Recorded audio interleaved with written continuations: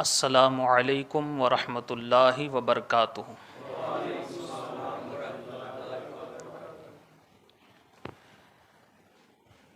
الحمد للہ رب العالمین والعاقبۃ للمتقین، والصلاة والسلام علی من کان نبیا وآدم بین الماء والطین، وعلى آلہ واصحابہ اجمعین، اما بعد۔ قال اللہ تبارک وتعالی فی الکلام القدیم، اعوذ باللہ من الشیطان الرجیم، بسم اللہ الرحمن الرحیم۔ محمد رسول اللہ والذین معہ اشداء علی الکفار رحماء بینہم، صدق اللہ مولانا العلی العظیم، وصدق رسولہ النبی الامین الکریم، ونحن علی ذلک لمن الشاہدین والشاکرین، والحمد للہ رب العالمین۔ حاضرین، سلسلہ کلام کو آگے بڑھانے سے پہلے آئیے ہم اور آپ مل کر انتہائی خلوص و محبت کے ساتھ تاجدار انبیاء، روح کائنات، جان کائنات، جناب محمد رسول اللہ صلی اللہ علیہ وسلم کی بارگاہ بے کس پناہ میں بآواز بلند درود شریف کا ہدیہ پیش فرمائے۔ اللہم صلی علی سیدنا و مولانا محمد۔ ان کو بولو کیسر بھائی کو باہر سے بھی فوٹو لو سب طرف سے۔ صلاۃ و سلام علیک یا سیدی یا رسول اللہ صلی اللہ تعالی علیہ وسلم۔ ایک مرتبہ اور اللہم صلی علی سیدنا محمد وعلی آل محمد وبارک وسلم۔ صلاۃ و سلام علیک یا رسول اللہ صلی اللہ تعالی علیہ وسلم۔ بارگاہ رسالت والے رسالت میں ایک مرتبہ اور ہدیہ صلاۃ پیش فرمائے۔ اللہم صلی علی سیدنا محمد وعلی آل محمد وبارک وسلم۔ صلاۃ و سلام علیک یا سیدی یا آقائی یا مولائی یا حبیبی یا رسول اللہ صلی اللہ تعالی علیہ وسلم۔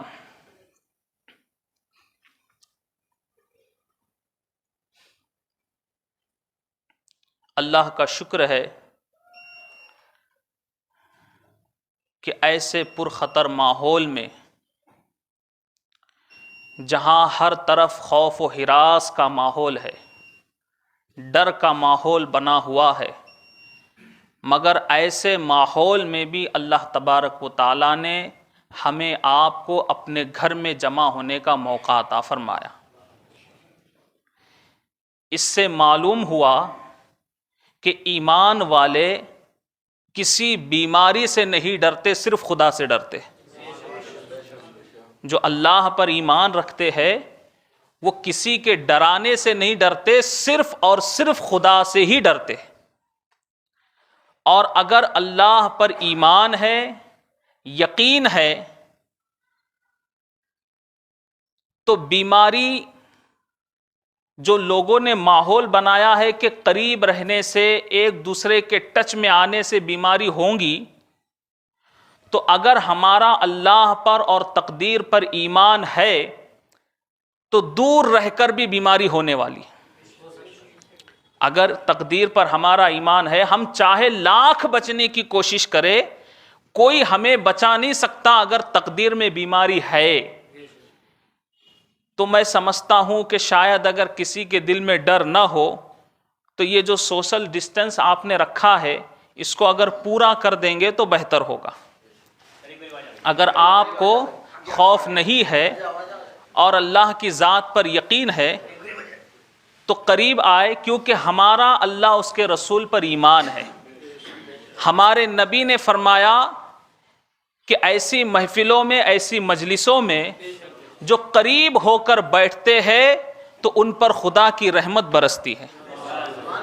ہم اگر اس کی رحمت کے لائق نہیں ہے تو مجمع میں کوئی ایک بندہ تو ایسا ہوگا جس پر خدا کی رحمت برس رہی ہوں گی، اس کے صدقے چند چھینٹے ہم پر بھی پڑ جائیں گے۔ تو یہ جو ہے سوشل ڈسٹنس اور یہ فاصلہ یہ ہمارے آپ کے لیے نہیں ہے۔ ہاں یہ ضرور ہے کہ سوشل ڈسٹنس ہونا چاہیے، مناسب فاصلہ ہونا چاہیے، سماجی فاصلہ ہونا چاہیے، مگر سوشل ڈسٹنس جو ہے یہ سماجی فاصلہ جو ہے انسان کا انسان سے نہیں ہونا چاہیے۔ دھیان سے سنیے، کورونا کے بعد ہی تقریر ہو رہی ہے نا، کورونا کے بعد پہلا زمانہ ہے، پہلا جلسہ ہے، تو سوشل ڈسٹنس اور سماجی فاصلہ ضرور ہونا چاہیے، مگر انسان کا انسان سے نہیں، انسان کا گناہوں سے ہونا چاہیے، انسان کا گناہوں سے ہونا چاہیے۔ اور یہ جو مصیبت آئی یہ ہمارے گناہوں کی وجہ سے ہی آئی۔ بات سمجھ رہے نا؟ یہ مصیبت کا دن جو ہم نے دیکھا، جو مشکلات کا وقت ہم نے دیکھا، میں بات تو کچھ اور بتانا چاہ رہا تھا مگر بات آ گئی اور حالات ابھی نازک ہے، اس لیے اس بات کو جاننا ضروری ہے۔ ہمارے باپ داداؤں نے بھی برے دن دیکھے ہیں نا، جو ہم سے عمر میں زیادہ ہے، پریشانی کے دن، مصیبت کے دن انہوں نے بھی دیکھے، مگر جتنا مشکل کا وقت، جتنا پریشانی کا وقت ہم نے دیکھا، ایسا وقت کبھی انہوں نے بھی نہیں دیکھا، ایسا وقت کبھی ہمارے باپ داداؤں نے بھی نہیں دیکھا، کیونکہ اس سے بھی زیادہ خطرناک بیماریاں پہلے آ چکی، اس سے بھی زیادہ خطرناک بیماریاں پہلے آ کے چلی گئی، اور ایسی ایسی بیماریاں آ گئی کہ آپ پرانے لوگوں سے پوچھ سکتے ہیں کہ ایک کو دفنا کر آؤ تو دوسری میت تیار رہتی تھی، مگر ایسے وقت میں بھی مسجدوں کے دروازے بند نہیں ہوئے تھے، ایسے وقت میں بھی مساجد کے دروازے بند نہیں ہوئے تھے۔ یہ ہمارے ہی دور میں کیوں ہوا؟ ہماری ہی زندگی میں یہ وقت ہمیں کیوں دیکھنے ملا؟ کبھی ہم نے غور کیا؟ کبھی ہم نے سوچا؟ ہم دنیا داری میں پڑے ہوئے ہیں، دین سے بہت دور ہے، دین کا دور دور تک کوئی نشان نہیں، تھوڑے سے مسلمان جو چند نماز کے لیے آنے والے مسلمان ہیں، وقت ایسا آیا کہ کوئی بھی مسجد میں نماز کے لیے نہیں آ سکتا۔ وجہ کیا ہے؟ یہ مصیبت کا وقت کیوں آیا؟ مساجد کیوں بند ہوئی؟ عبادت گاہیں کیوں بند ہوئی؟ خانہ کعبہ کا طواف کیوں بند ہوا؟ مسجد حرام کیوں بند ہوئی؟ بڑی بڑی مساجد کو کیوں بند کیا گیا؟ تو ساری دنیا کہیں گی کہ بیماری کی وجہ سے۔ کیا کہیں گی؟ ذرا سب بولو، بیماری کی وجہ سے۔ لیکن حقیقت یہ نہیں ہے، سچائی یہ نہیں ہے۔ بیماریاں تو اس سے پہلے بھی آ چکی، اس سے بھی خطرناک بیماریاں آ کے چلی گئی۔ اگر بیماریوں کی وجہ سے مسجد بند ہوتی، بیماری کے سبب، تو پھر پہلے بھی بیماری آئی، پہلے کیوں نہیں بند ہوئی؟ تو سچائی یہ ہے کہ مساجد بیماری کی وجہ سے بند نہیں ہوئی، ہماری بدعمالیوں کی وجہ سے بند ہوئی، ہمارے گناہوں کی وجہ سے بند ہوئی۔ اکثر مسلمان، اکثر یہ لفظ سنیے، اکثر مطلب زیادہ تر، اکثر مسلمان مسجد میں مجبوری میں آتے ہیں، خوشی سے آنے والے کم ہیں۔ اب آپ سوچیں گے تو ہو سکتا ہے کہ بعد میں ایک دوسرے سے بات کرنے لگے کہ مولانا جو منہ میں آیا بول دیتے ہیں، بھلا مسجد میں کوئی مجبوری میں کیسے آئے گا؟ لیکن میرے پاس اس کا ثبوت ہے، اور میں ایسا ثبوت دے کر جاؤں گا کہ بعد میں کسی کا منہ کھلے ہی نہیں۔ ایسا ثبوت آپ کے سامنے پیش کروں گا اور آپ ہی سے جواب لوں گا۔ بتائیے، جمعہ کے دن مسجدیں بھرتی ہے یا نہیں بھرتی؟ سب بولیے، کتنی بھرتی؟ پوری بھر جاتی ہے۔ جتنی مسجد ہے، 2 منزلہ 3 منزلہ، ساری مسجد بھر جاتی ہے۔ اور جیسے ہی 2 رکعت فرض ہو جائے کتنی خالی ہوتی ہے؟ تو مطلب کیا معلوم ہوا کہ اکثر لوگ مسجد میں مجبوری میں آتے ہیں، کب نماز ختم ہو کب باہر چلے جائے. اور تعجب کی بات تو یہ ہے کہ جمعہ میں لوگ آتے لیٹ ہے جاتے جلدی ہے. سمجھ رہے نا؟ جو جلدی آنے والے وہ جلدی نہیں جاتے، آپ دھیان رکھیں، غور کریں. جو لیٹ آنے والے وہی جلدی جاتے. تو جب مسلمان کا یہ حال ہوا کہ اس نے اللہ کے گھر میں آنے کو مجبوری بنا لیا، تو یاد رہے دوستو، خدا کو ہماری عبادت کی ضرورت نہیں ہے. خدا کو ہماری عبادت کی ضرورت نہیں. خدا کے پاس بہت ہے عبادت کرنے والے. ہم عبادت کرتے ہیں خدا کی، مگر فائدہ خدا کا نہیں، فائدہ ہمارا ہی ہے. فائدہ ہمارا ہی ہوتا ہے. مگر جب مسلمانوں کا یہ حال ہوا کہ اب مسجد میں آنا ان کے لیے مجبوری بن گیا، تو خدا کے گھر کے دروازے بند ہو گئے. یہ ہمارے لیے ایک بہت بڑا سبق ہے، بہت بڑا سبق ہے. اگر اب بھی ہم نے نہیں سمجھا، اور مسجدوں میں بیٹھنا، مسجدوں میں عبادت کرنا، مسجدوں میں سکون و اطمینان سے وقت گزارنا اگر ہم پر یہ بھاری لگتا ہے، تو دوستو یہ وقت ہم نے دیکھا ہے کہ لوگ مسجد میں آنا چاہتے تھے مگر مسجدوں کے لوگ انہیں آنے سے منع کرتے تھے. یہ وقت کیوں آیا؟ یہ ہماری بدعمالیوں کی وجہ سے آیا. لہٰذا اب بھی اللہ کا شکر ہے، خدا چاہتا تو اسی زمانے میں ہماری موت ہو سکتی تھی. خدا چاہتا تو وہی بری موت کا سامنا ہمیں بھی کرنا پڑ سکتا تھا، مگر خدا کا شکر ہے کہ خدا نے ہمیں بری موت سے بچایا. خدا نے ہمیں اس بیماری سے بچایا. اس کا شکر ادا کرو. اس نے صحت و تندرستی دی، ایمان کی دولت سے نوازا، اور اس کی بارگاہ میں دعا کرتے رہو کہ یا اللہ دنیا کے سارے مسلمانوں کی ایمان و عقائد کی حفاظت فرما، اور ہمیں مسجدوں کو آباد کرنے کی توفیق عطا فرما. اگر ہم چاہتے ہیں کہ یہ مسجدوں کی رونقیں اسی طرح بحال رہے، برقرار رہے، تو اللہ کی بارگاہ میں دعا کرو اور مسجدوں کو آباد کرو.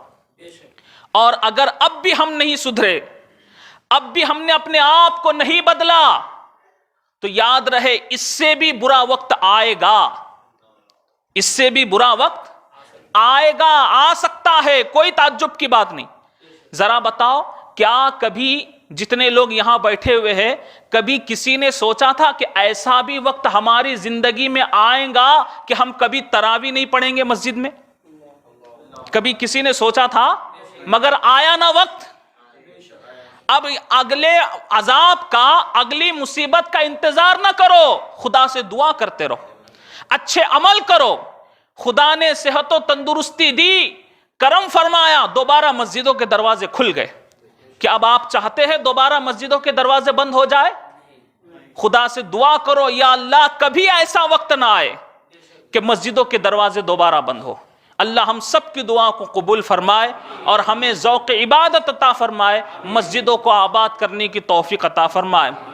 آمین ثم آمین. ایک مرتبہ پھر بلند آواز سے درود شریف پڑھیے. اللہم صلی علی سیدنا محمد وعلی آل محمد وبارک وسلم. صلاۃ و سلام علیک یا رسول اللہ صلی اللہ تعالی علیہ وسلم. قرآن کریم کی جس آیت کریمہ کی تلاوت کا شرف میں نے حاصل کیا ہے، خالق کائنات ارشاد فرما رہا ہے، محمد الرسول اللہ والذین معہ اشداء علی الکفار رحماء بینہم.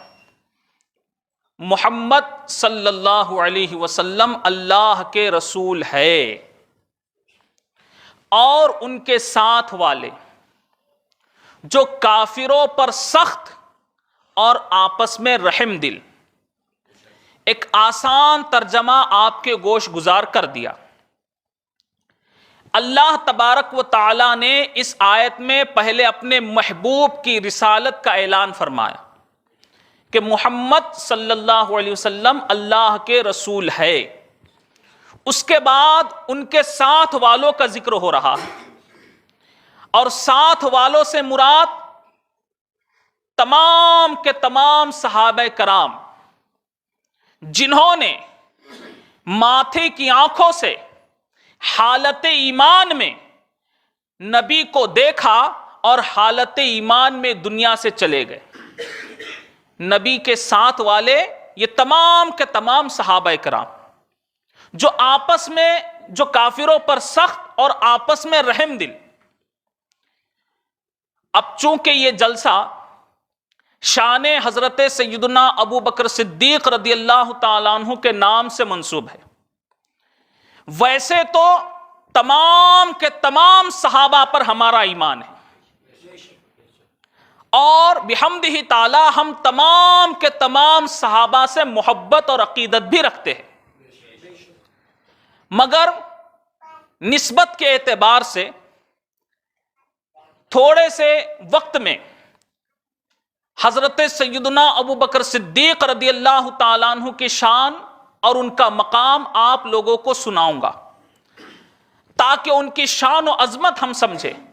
پہلے یہ جان لو کہ تمام کے تمام صحابہ شان والے ہیں، توجہ سے سنیے گا میری بات، تمام کے تمام صحابہ شان والے ہیں، مگر تمام صحابہ میں سب سے زیادہ بلند و بالا شان حضرت سیدنا ابو بکر صدیق رضی اللہ تعالیٰ عنہ کی۔ صحابہ کرام کے بارے میں میرے آقا جناب محمد رسول اللہ صلی اللہ علیہ وسلم نے فرمایا، حدیث پاک کا مفہوم ہے میرے تمام صحابہ ستاروں کی طرح ہیں۔ یہ الفاظ نبی کے ہیں، نبی فرماتے ہیں میرے تمام صحابہ ستاروں کی طرح ہے، جس کی پیروی کرو گے منزل کو پالو گے۔ تو تمام کے تمام صحابہ جن کو نبی نے ستارے کہا ہے، کیا کہا ہے؟ ستارے۔ اب ستارے کو انگلش میں کیا کہتے ہیں؟ بولیے سب، اسٹار۔ اگر میں آپ کو دنیاوی اسٹاروں کے نام پوچھوں تو چاہے بوڑھا ہو یا جوان، بڑے بڑے اسٹاروں کے نام معلوم ہے نا، بڑے بڑے ہیرو کے نام معلوم، مگر افسوس، 100,000 افسوس کہ ہم اپنے آپ کو مسلمان کہے، اپنے آپ کو نبی کا امتی کہے، اور میرے نبی نے جس کو ستارے کہا ہو، میرے نبی نے جس کو ہیرو کہا ہو، ہم اس کا نام بھی نہ جانیں، ہم کیسے مسلمان؟ دوستو یاد رہے، دنیا دار کا عزت والا ہونا اور ہے، دنیا دار کا عزت والا ہونا اور ہے، اور جس کو تاجدار مدینہ عزت دے وہ اور ہے، جس کو تاجدار مدینہ عزت دے وہ اور ہے، وہ صحابہ کی ذات ہے جن کو نبی نے فرمایا کہ میرے تمام صحابہ ستاروں کی طرح۔ ذرا ان ہیرو کو دیکھو، ذرا ان کی زندگی کو دیکھو، اس سے کچھ حاصل کرو۔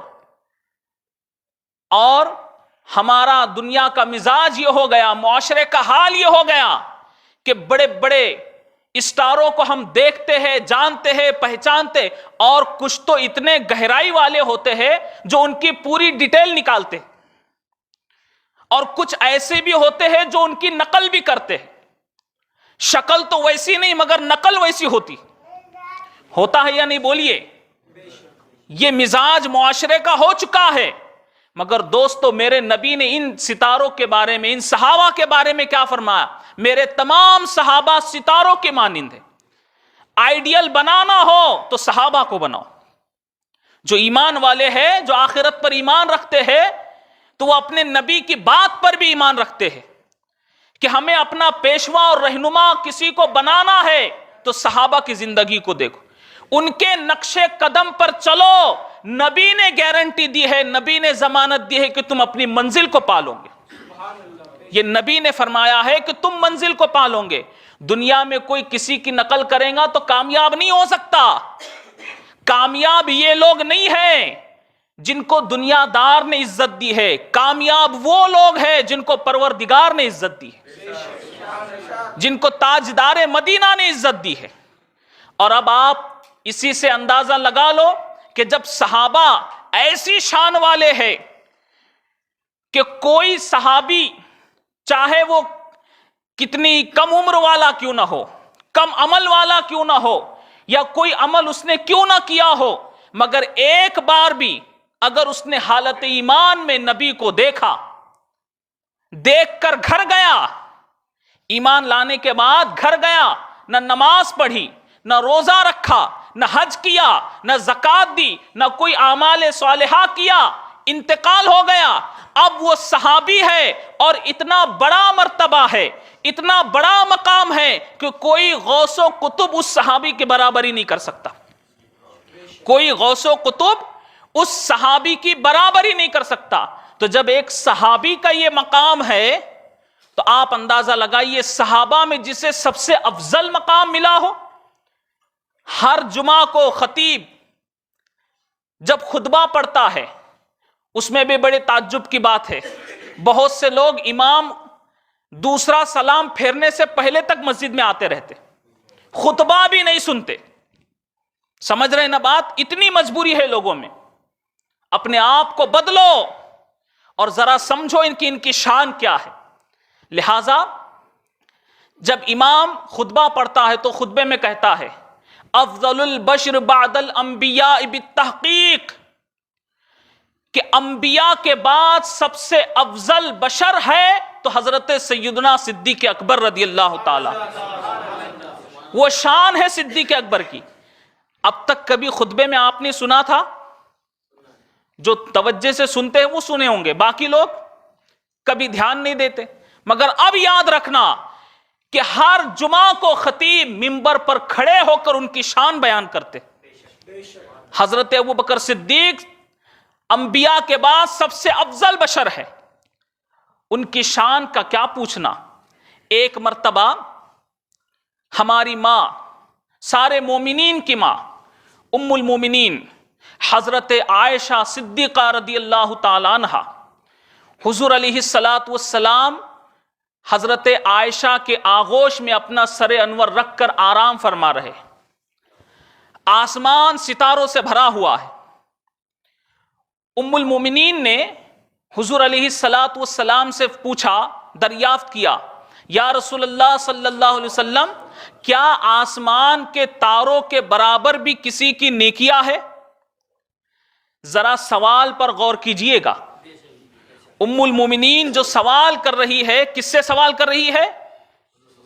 حضور علیہ السلام سے۔ نیند میں نہ سنیے گا، دھیان سے سنیے کہ حضور علیہ السلام سے ام المومنین نے سوال کیا کہ آسمان کے تاروں کے برابر کسی کی نیکیاں ہے؟ سوال یہ نہیں کیا یا رسول اللہ آسمان میں تارے کتنے ہیں، یہ سوال کرنا چاہیے نا، پہلے تو تارے معلوم ہو کتنے۔ آج تک کوئی بتا سکا ہے؟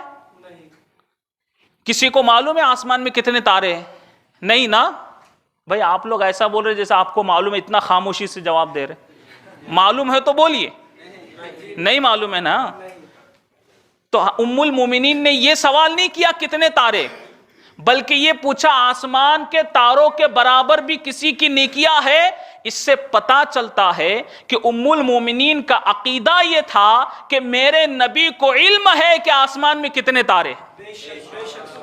ام المومنین کا عقیدہ یہ تھا کہ یہ علم ہے کہ آسمان میں کتنے تارے، تبھی تو سوال نہیں کیا کتنے تارے ہیں۔ وہ علم مانتی تھی، علم غیب پر ایمان تھا، حضور کو پتا ہے آسمان میں تارے کتنے، اس لیے سوال یہ کیا، یا رسول اللہ آسمان کے تاروں کے برابر کسی کی نیکیاں ہے؟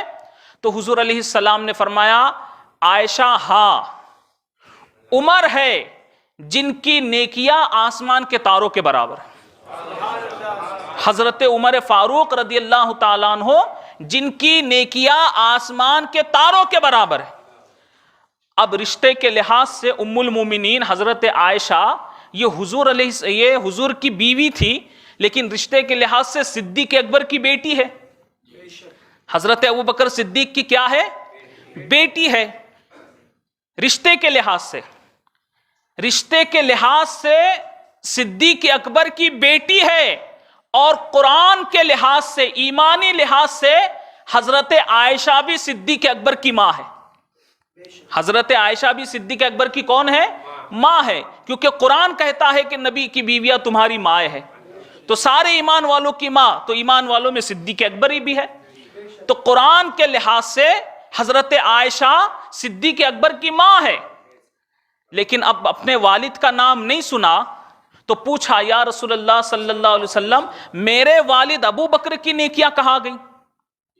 میرے والد ابو بکر کی نیکیاں کہاں گئی؟ حضور علیہ السلام نے فرمایا عائشہ عمر کی ساری نیکیاں ابو بکر کی ایک نیکی کی طرح ہے، عمر کی ساری نیکیاں ابو بکر کی ایک نیکی کے برابر ہے۔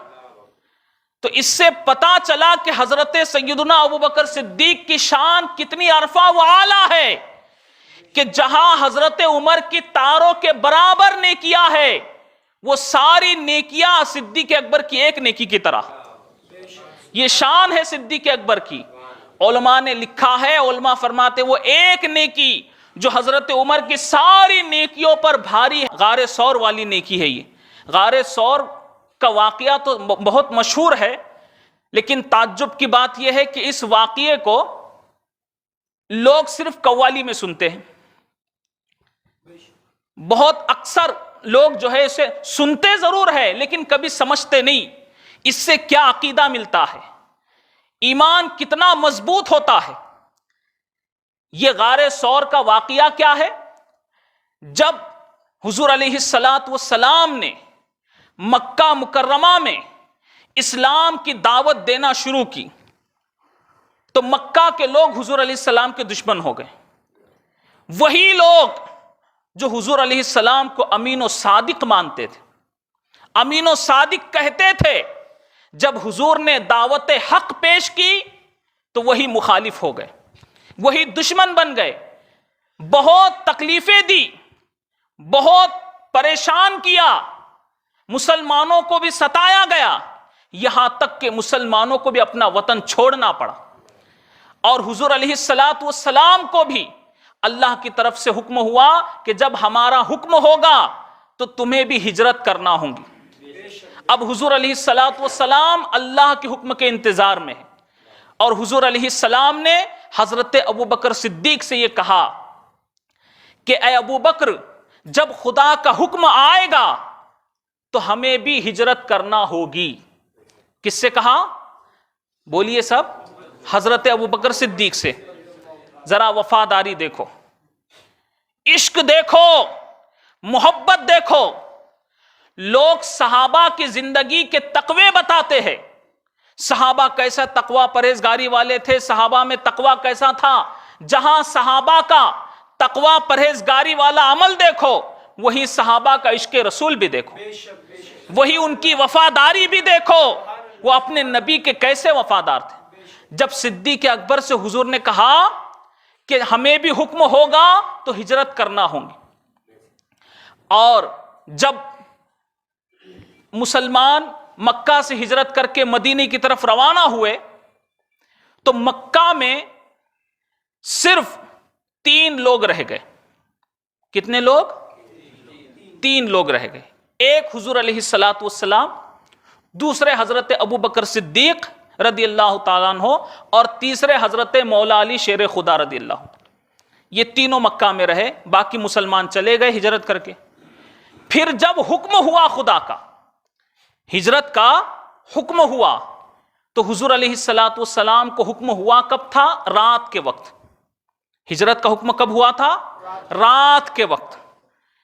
واقعہ بڑا مشہور ہے، حضور علیہ السلام نے اپنے بستر پر حضرت مولا علی شیر خدا کو لٹایا اور کہا اے علی تم میرے بستر پر سو جاؤ، میرے بستر پر سو جاؤ، مکہ والوں کی کچھ امانتیں میرے پاس ہے۔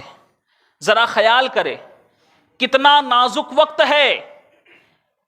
کافروں مشرکوں نے حضور علیہ السلام کے گھر کا محاصرہ کر لیا ہے، چاروں طرف سے گھیرا ڈال کر کھڑے ہیں، معاذ اللہ حضور علیہ السلام کو قتل کرنے کا ناپاک ارادہ لے کر کھڑے ہیں۔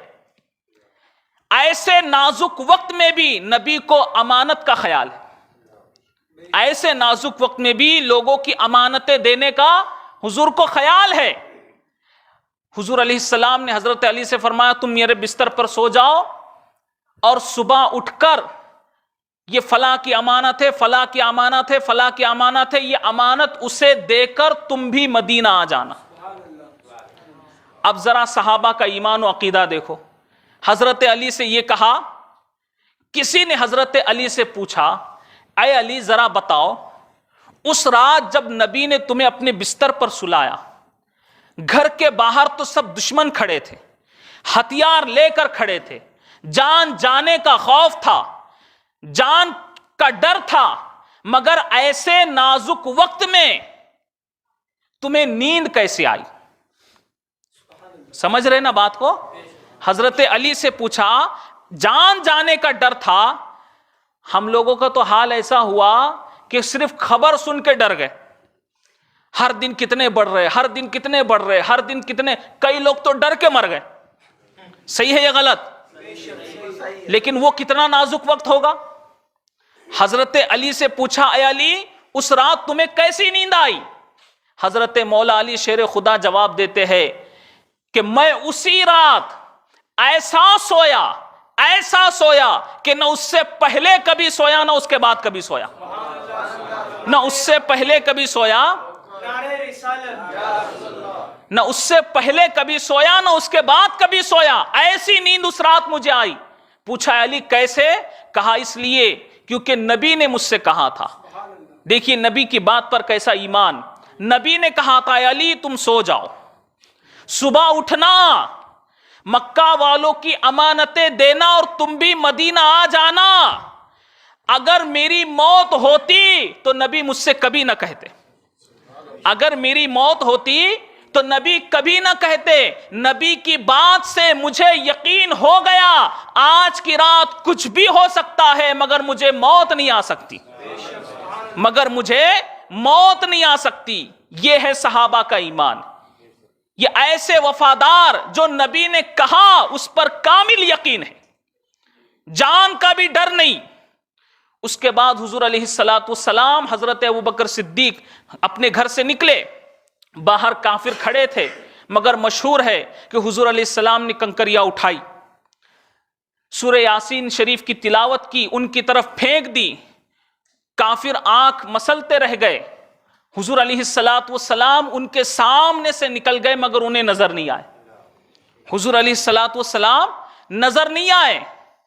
اور حضور علیہ السلام حضرت ابوبکر صدیق رضی اللہ تعالیٰ عنہ کے گھر پہنچے، ابھی دروازے پر دستک بھی نہیں دی تھی، توجہ سے سنیے، ابھی حضور نے دروازہ کھٹکھٹایا بھی نہیں تھا، صدیق اکبر نے دروازہ کھول دیا، صدیق اکبر نے دروازہ کھولا۔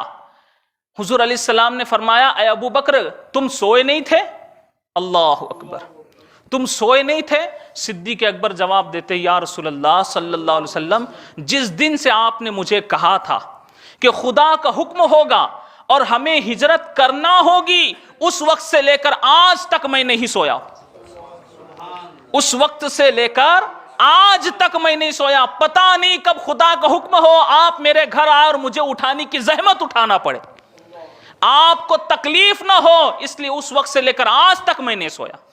یہ ہے وفاداری، یہ ہے وفاداری، اسے کہتے ہیں محبت۔ ہم کو تو اپنی نیند پیاری ہے، ہم کو تو اپنی جان پیاری ہے، ہم کو تو اپنا کاروبار پیارا ہے، اور پھر اس میں جوش میں نعرے لگاتے نبی کا دامن نہیں چھوڑیں گے۔ ذرا اپنے آپ کا محاسبہ کرو، وفاداری کیا ہوتی ہے، عشق و محبت کیا ہے۔ حضرت ابوبکر صدیق رضی اللہ تعالیٰ عنہ حضور علیہ السلام کے ساتھ چلے، ہجرت کا سفر شروع ہوا۔ جب غار ثور میں پہنچے، غار ثور آج بھی جو لوگ دیکھتے ہیں تو بہت اونچائی پر ہے، وہ ایک پہاڑی ہے، وہ پہاڑ پہ اونچائی پر چڑھنا پڑتا ہے، تو وہ پہاڑ آج دیکھنے میں لوگوں کو بڑا ڈر لگتا ہے کہ کیسے چڑھ پائیں گے، جو ہمت کر کے چڑھتے ہیں وہ چڑھ جاتے ہیں، بعض لوگ تو نیچے سے دیکھ کر ہی ڈر جاتے ہیں کہ ہمت ہوں گی یا نہیں ہوں گی، مگر ایسا پہاڑ، اور ظاہر سی بات ہے پہاڑ پر آپ لوگوں نے یہاں تو دیکھا ہوگا، پہاڑوں کو دیکھا ہے نہیں دیکھا؟ پہاڑ پر چڑھنا آسان ہے؟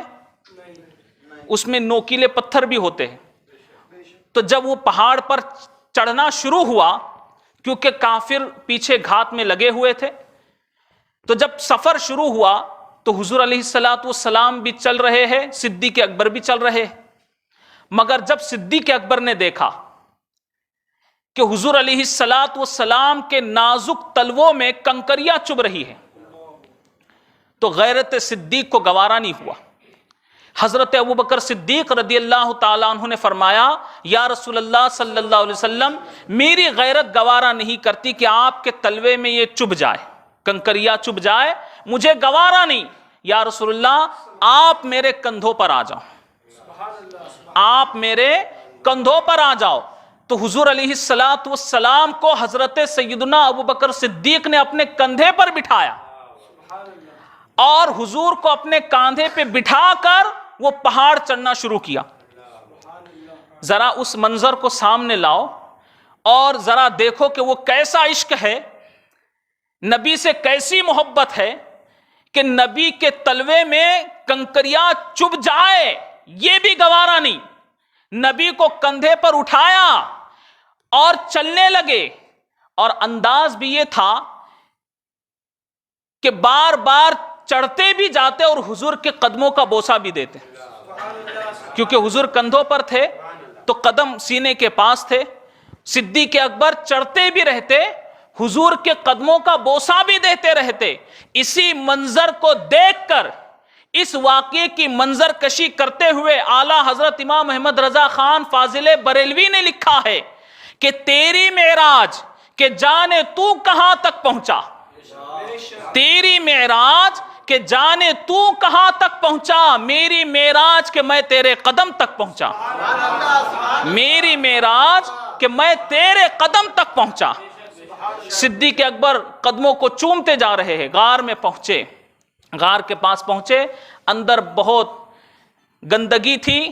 تو حضرت سیدنا ابوبکر صدیق رضی اللہ تعالیٰ عنہ نے حضور سے فرمایا، یا رسول اللہ صلی اللہ علیہ وسلم، آپ مجھے پہلے اجازت دیجیے کہ میں غار کے اندر اتر جاؤں، اس کی صاف صفائی کروں.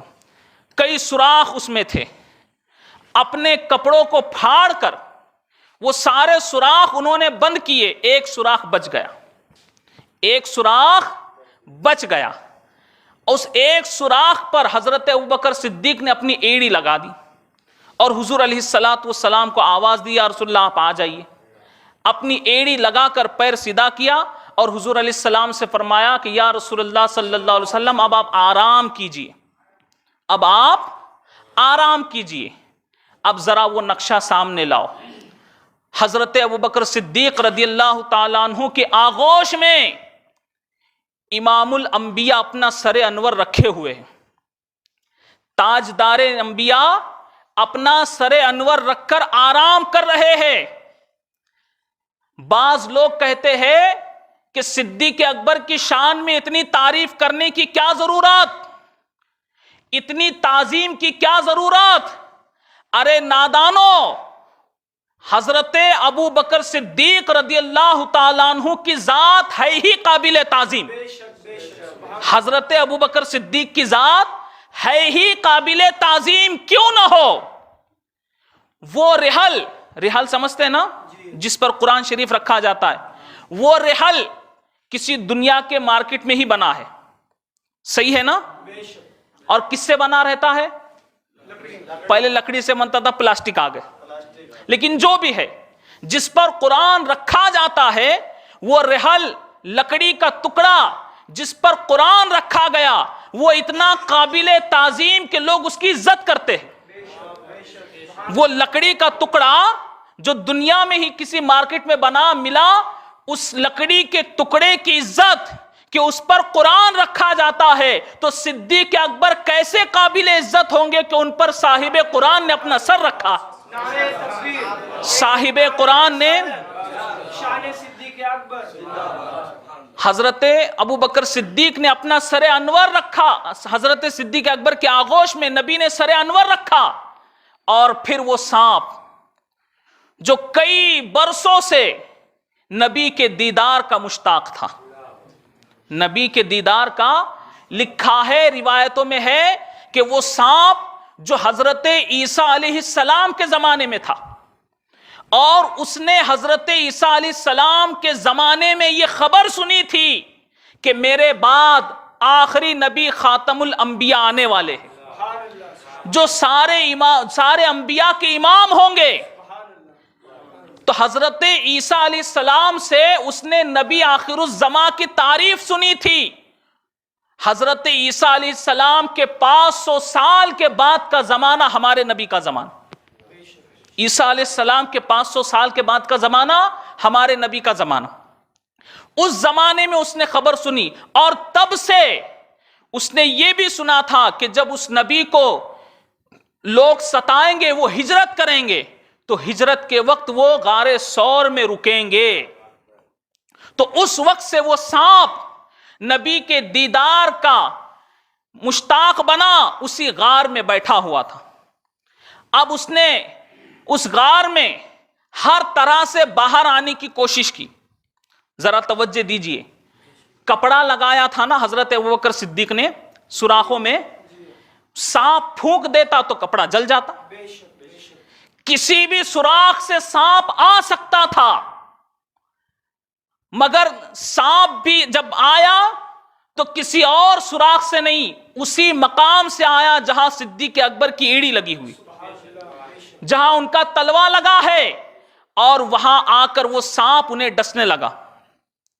گویا اپنی زبان سے وہ یہ کہہ رہا ہے کہ اے صدیق اکبر، اپنا پیر نکالو، میں بڑا خطرناک زہر والا سانپ ہوں، اور ایسا خطرناک ہوں کہ کسی کو ڈس لوں تو وہ پانی بھی نہیں مانگے گا، میں جان لے سکتا ہوں۔ گویا زبان حال سے یہ کہنے لگا، مگر ایک عاشق تھا، وہ بھی عاشق، یہ بھی عاشق، وہ سانپ بھی عاشق، یہ بھی عاشق۔ ایک عاشق دوسرے عاشق سے اپیل کر رہا ہے کہ ہٹو، مجھے اپنے نبی کا، اپنے محبوب کا چہرہ دیکھنے دو، مگر دوسرا عاشق جم کر بیٹھا ہے، چاہے کچھ بھی ہو جائے، مجھے کتنی ہی تکلیف ہو، میں اپنی ساری تکلیفیں برداشت کر سکتا ہوں، لیکن میرے محبوب کی تکلیف مجھ سے دیکھی نہیں جائیں گی، میں یہ ہرگز نہیں کر سکتا۔ سانپ کہتا ہے کہ اے ابو بکر، مجھے موقع دو، ورنہ میں نے ڈس لیا تو پھر تمہاری موت بھی ہو سکتی ہے۔ تو صدیق اکبر کا جو جواب ہے، کسی شاعر نے کیا خوب کہا ہے، جن کے تلووں کا دھوون ہے آب حیات، ہے وہ جانے مسیحا ہمارا نبی، ہے وہ جانے مسیحا ہمارا نبی، چاہے کچھ بھی ہو جائے میں نہیں ہٹوں گا۔ سانپ نے ڈسنا شروع کیا، صدیق اکبر کی آنکھوں میں آنسو آئے۔ دنیا میں نہ جانے کیسے کیسے لوگ کس کس کام کے لیے روتے ہیں، آنسو کہاں کہاں نکل جاتے ہیں، مگر صدیق اکبر کی شان دیکھو کہ جب آنکھوں سے آنسو نکلے تو چہرے مصطفیٰ پر گرے، نبی کے چہرے پر گرے۔ حضور علیہ السلام نے پوچھا، ابو بکر کیا بات ہے، کیوں رو رہے ہو؟ کہا مجھے سانپ نے ڈس لیا ہے۔ حضور علیہ السلام نے فرمایا لاؤ دکھاؤ۔ جب حضور علیہ السلام نے دیکھا، اپنا لعاب دہن، تھوک مبارک نکالا، اور جہاں سانپ نے ڈسا تھا وہاں پر لگا دیا، لگاتے ہی زہر کا اثر ختم ہو گیا، لگاتے ہی زہر کا اثر ختم ہو گیا۔ دوستو ذرا آپ دیکھیے، وہ نبی جو امام الانبیاء ہے، وہ نبی جو تاجدار کائنات ہے، وہ نبی جو ڈوبے ہوئے سورج کو پلٹا دے، وہ نبی جو چاند کو اشارہ کرے تو دو ٹکڑے ہو جائے، وہ نبی صدیق اکبر کے ایڑی کو اپنا لعاب دہن لگائے تو زہر کا اثر ختم ہو جائے، وہ نبی حضرت علی کی آنکھ، دکھتی ہوئی آنکھ کو اپنا لعاب دہن لگائے تو آنکھوں کا درد ختم ہو جائے، وہی نبی ان کی زندگی میں 17 نمازیں حضرت ابوبکر صدیق نے صحابہ کو پڑھائی۔ 17 نمازیں حضور کی حیات میں، ظاہری حیات میں صدیق اکبر نے صحابہ کو 17 نمازیں پڑھائی۔ اسی نبی نے صدیق اکبر کو اپنی زندگی میں، اپنی حیات میں صحابہ کا امام بنایا، صحابہ کا امام بنایا۔ اور پتہ ہے صدیق اکبر نے نماز تو پڑھائی صحابہ کو. حدیث میں ہے کہ ام المومنین حضرت عائشہ رضی اللہ تعالیٰ عنہ فرماتی ہے کہ حضرت عائشہ نے حضور سے پوچھا یا رسول اللہ صلی اللہ علیہ وسلم کیا آپ نے ابو بکر کو امام بنایا؟ ان کے امام ہونے پہ بھی کچھ لوگوں کو اعتراض ہے نا. کیا آپ نے ابو بکر کو امام بنایا؟ تو حضور علیہ السلام فرماتے عائشہ میں نے ابو بکر کو امام نہیں بنایا، اللہ نے ابو بکر کو امام بنایا. اللہ نے ابو بکر کو امام بنایا. وہ شان ہے حضرت ابو بکر صدیق رضی اللہ تعالیٰ عنہ کی. ان کی شان و عظمت کا کیا پوچھنا. ایک مرتبہ حضور علیہ السلام نے حضرت ابو بکر کو ایک انگوٹھی دی اور کہا اس انگوٹھی پر یہ نقش کراؤ لا الہ الا اللہ، اللہ کا نام لکھ کر لاؤ. صدیق اکبر نکلے، راستے میں ہے تو ذہن پکار اٹھا کہ اے ابو بکر نبی نے تو فرمایا کہ لا الہ الا اللہ لکھو، مگر کیا تم نے نہیں دیکھا کلمہ نبی کے نام کے بغیر پورا نہیں ہوتا. کلمہ نبی کے نام کے بغیر پورا نہیں ہوتا. زمین و آسمان میں کوئی جگہ ایسی نہیں جہاں خدا کا اور رسول کا نام نہ ہو. ہر جگہ خدا کے نام کے ساتھ مصطفیٰ کا نام ہے. تو پھر اے ابو بکر تم کیسے صرف نبی کے نام کو خدا کے نام سے الگ کر سکتے ہو؟ ذہن میں بات آئی، ذہن نے جب پکارا تو صدیق اکبر نقش کرنے والے کے پاس گئے اور اس سے کہا کہ اس پر لکھو لا الہ الا اللہ محمد رسول اللہ صلی اللہ علیہ وسلم. اور لکھا کر کے حضور علیہ السلام کی بارگاہ میں وہ انگوٹھی پیش کی. حضور علیہ السلام نے اس انگوٹھی کو دیکھا تو اس میں لکھا ہوا تھا لا الہ الا اللہ محمد رسول اللہ صلی اللہ علیہ وسلم صدیق اکبر. صدیق اکبر کا بھی نام تھا.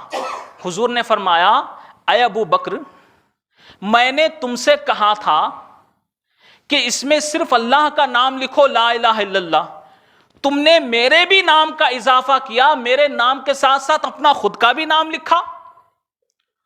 تو حضرت ابوبکر صدیق فرماتے یا رسول اللہ میری غیرت نے گوارا نہیں کیا، میرے ایمان کو یہ بات منظور نہیں کہ خدا کے نام کے ساتھ میں آپ کے نام کو جدا کروں، اس لیے میں نے آپ کا نام تو ضرور لکھایا مگر میرا نام میں نے نہیں لکھایا. پتہ نہیں کیسے آ گیا. یہ بات ہو ہی رہی تھی کہ حضرت جبریل حاضر ہوئے.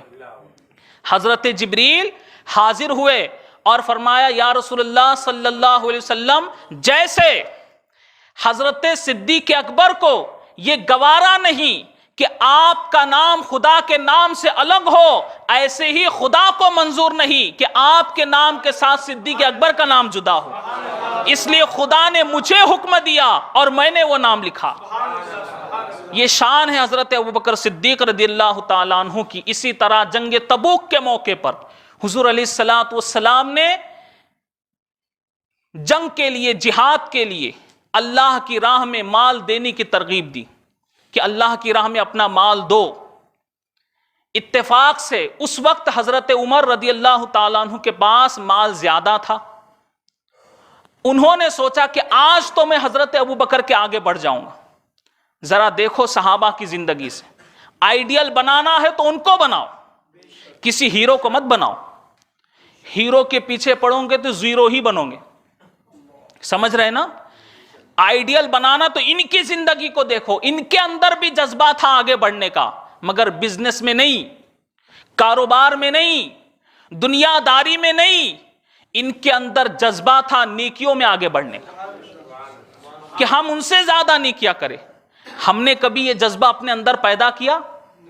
کیا سیکھا ہم نے ان کی زندگی سے؟ لہٰذا حضرت ابوبکر صدیق کے پاس حضرت عمر نے سوچا کہ میرے پاس مال زیادہ ہے تو میں آگے بڑھ جاؤں گا. فوراً گھر گئے، اپنے مال کے 2 حصے کیے. آدھا مال گھر میں رکھا اور آدھا مال لے کے حضور کی بارگاہ میں آئے اور حضور کے قدموں میں پیش کیا.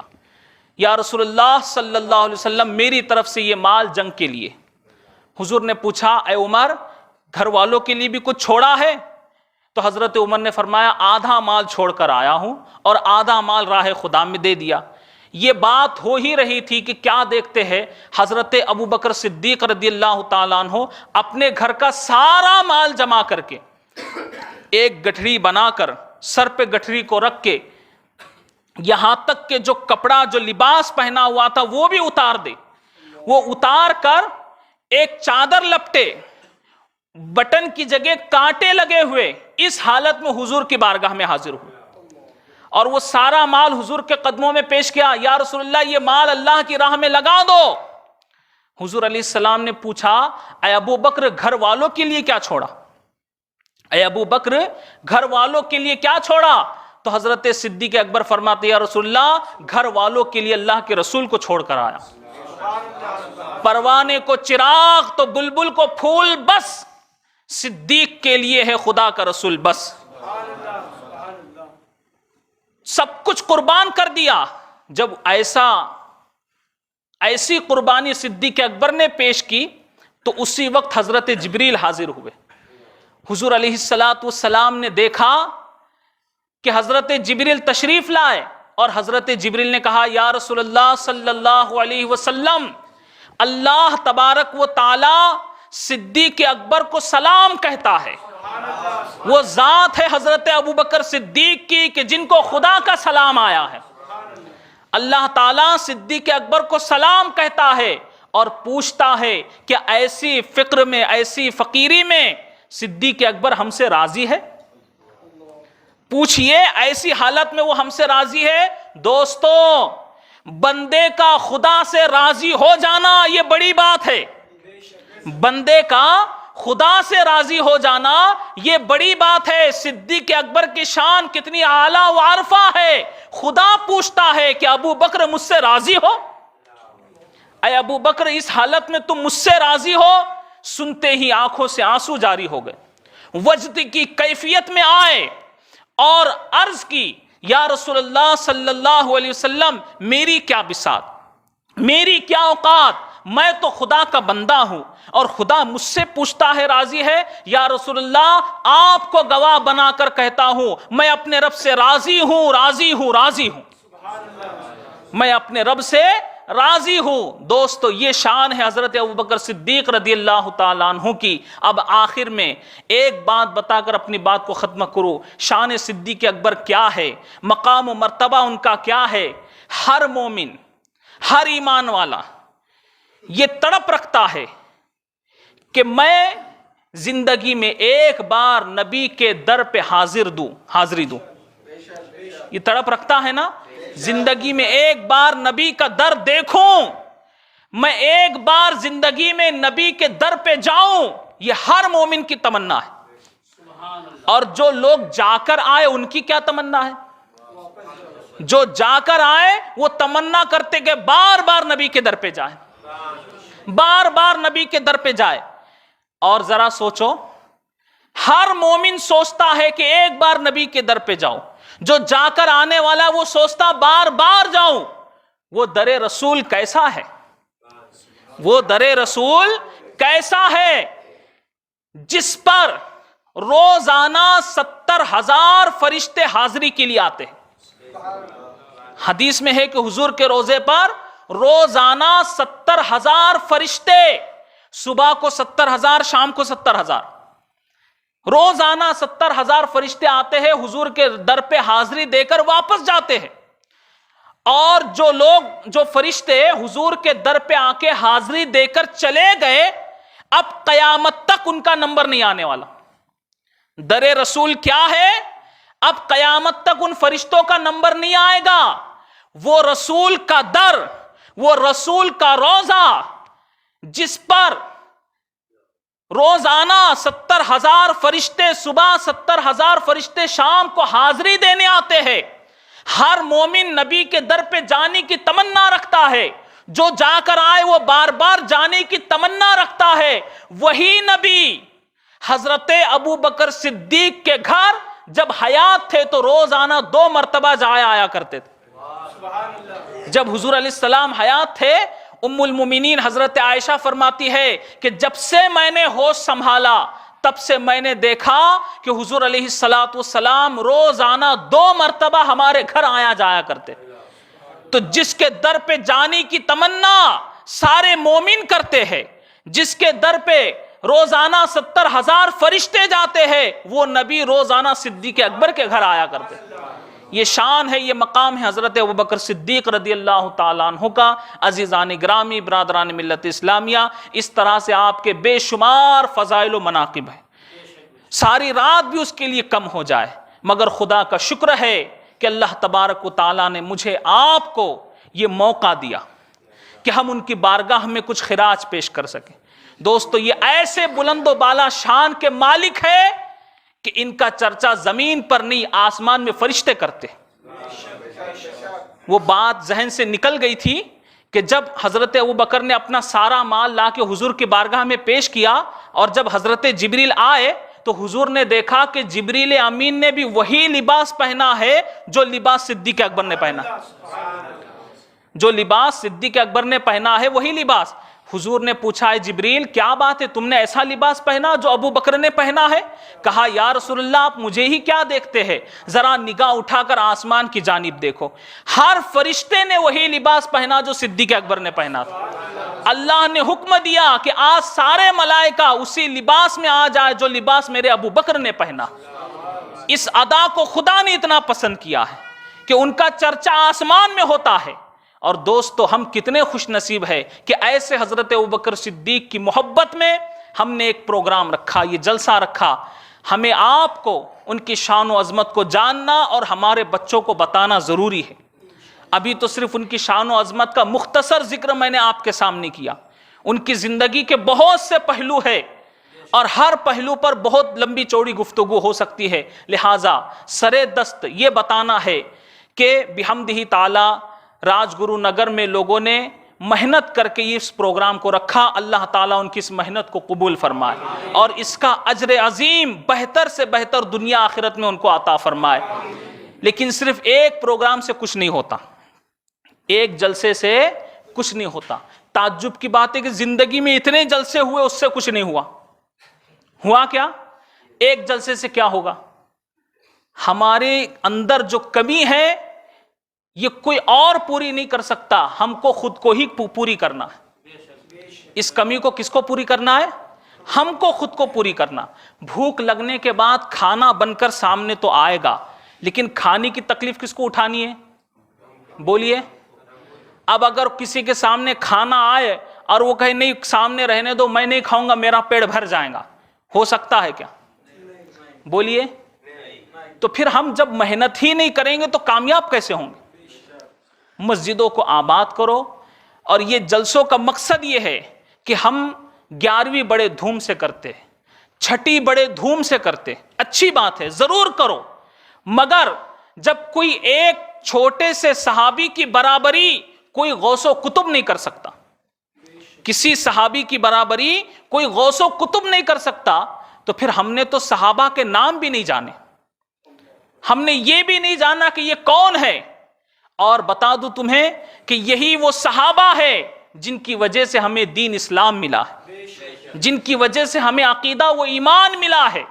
یہ انہی کی وجہ سے تو ہمیں ایمان کی دولت ملی ہے، انہی کی وجہ سے تو ہم جو عقیدہ رکھتے ہیں ہمیں فخر ہے کہ ہم اس عقیدے پر ہے جو عقیدہ صحابہ کا تھا. ہمیں فخر ہے اس بات پر، ہم اس عقیدے پر ہے جو عقیدہ صحابہ کا تھا. بات آخری ذہن میں آ گئی اس لیے بتا دوں، حضرت ابوبکر صدیق رضی اللہ تعالیٰ عنہ کا وصال اسی مہینے کی جمادی الاخر کی 22 تاریخ کو ہوا ہے. کتنی تاریخ کو؟ آپ کا یوم وصال 22 تاریخ کو. اس لیے اپنے گھروں میں صدیق اکبر کی یاد ضرور منائیں، ان کے نام سے فاتحہ ضرور پڑھے، ان کا وسیلہ دے کر دعا مانگے. انشاءاللہ صدیق اکبر کے نام کے صدقے اللہ آپ کی دعاؤں کو قبول فرمائیں انشاءاللہ مولا تبارک و تعالی. تو 22 جمادی الاخر کو آپ کا وصال ہے.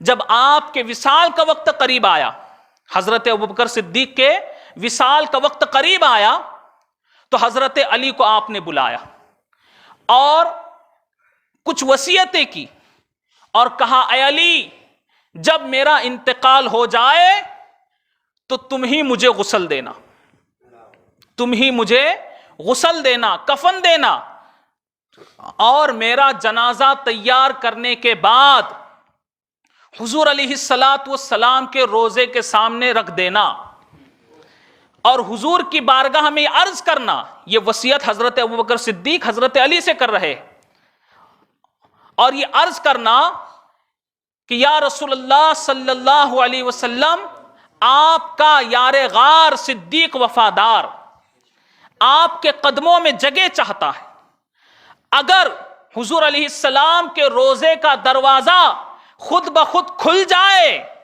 تو مجھے حضور کے پہلو میں دفن کر دینا، اور اگر دروازہ نہ کھلے تو عام مسلمانوں کے قبرستان جنت البقیع میں دفن کر دینا۔ یہ وصیت کون کر رہے ہیں؟ بولیے سب، حضرت صدیق اکبر۔ کس کے سامنے کر رہے ہیں؟ حضرت مولا علی شیر خدا، جو باب العلم ہے، علم کا ہر باب انہوں نے نبی سے سیکھا ہے، ان کے سامنے کہہ رہے حضرت ابوبکر صدیق۔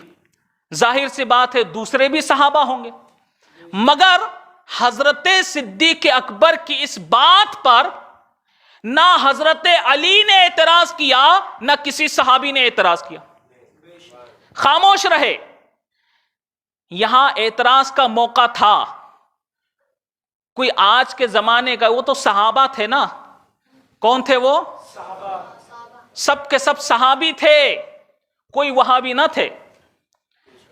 اگر کسی کے سامنے ہوتی یہ وصیت تو کیا کہتا کہ اے ابو بکر تم کیا کہتے ہو، نبی کو دنیا سے جا کے کتنا وقت ہو گیا، اب تم کہتے ہو کہ میرا جنازہ حضور کے روزے کے سامنے رکھنا اور ان سے بات کرنا، یہ کیسے ممکن ہے؟ مگر حضرت علی نے بھی اعتراض نہیں کیا، نہ کسی صحابی نے اعتراض کیا، اور آج تک کے جتنے بھی بزرگان دین گزرے کسی نے بھی اعتراض نہیں کیا۔ یہاں علماء کرام بیٹھے، آپ ان سے پوچھئے، کتابوں میں لکھا ہے کہ کسی نے بھی اعتراض نہیں کیا، کہیں سے بھی ایک نقطہ نہیں ملتا، کہیں بھی ایک اشارہ نہیں ہے کہ کسی نے اعتراض کیا، سب کے سب خاموش، آج تک کے کسی نے اعتراض نہیں کیا، اور اسی خاموشی سے ہمیں عقیدہ دیا۔ صحابہ کی اسی خاموشی نے ہمیں عقیدہ دیا۔ کیا عقیدہ دیا؟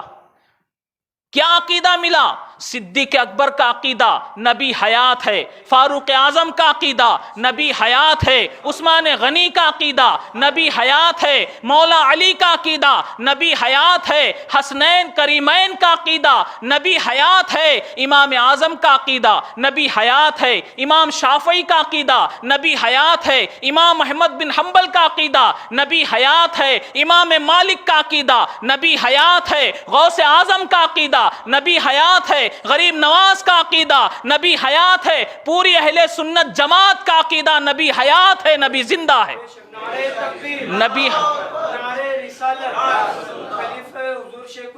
نبی حیات ہے، نبی زندہ ہے۔